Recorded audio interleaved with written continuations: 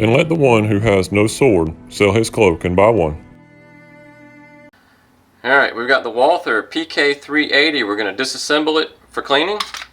Magazine out, nothing in the chamber. So we're going to take your little key. You had a little key that came with your gun. We're going to take this key. See this little hole, like that bar looking thing? This is basically your keyhole. We're going to take it, insert it, we're going to turn it all the way to the left. Now we can pull this bar down. Once we pull that bar down, we're basically going to pull the trigger and it will release and slide off.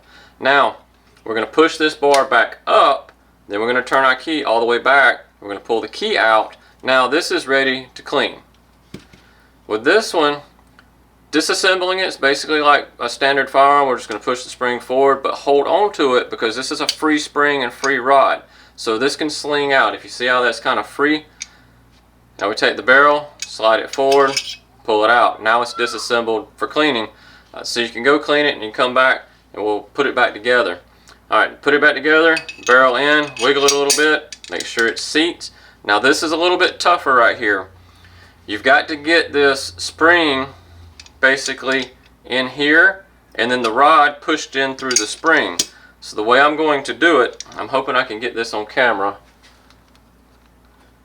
Let's see if I can.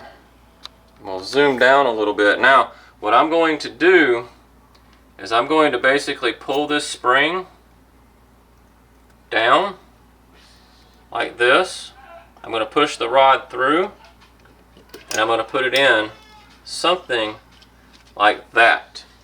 This is not the easiest gun to do this with, and then I'm going to look and make sure I'm seated down on my little notch right there. But the easiest way I found is just to get the spring with both hands and kind of push it down and then push it through, and then you can seat it down just like that. Alright, now to put it back, we're going to put our key back in here, turn it all the way to the left, pull your bar down. Now sometimes it's a little easier if you go ahead and cock your hammer back. Then we're going to line your notches right here up with what I call your little wings on your rail right there. So we're going to put it in. We're going to wiggle it. We're going to slide it back, hold it, push that all the way up, take your key, turn it all the way back to the right. Alright, it's reassembled and it's ready to go do some shooting. I'm Spencer, the Small Arms Instructor at Defense Training. I hope this video helps you in your daily care of small arms. Always train for the worst, pray for the best, stay safe, stay armed.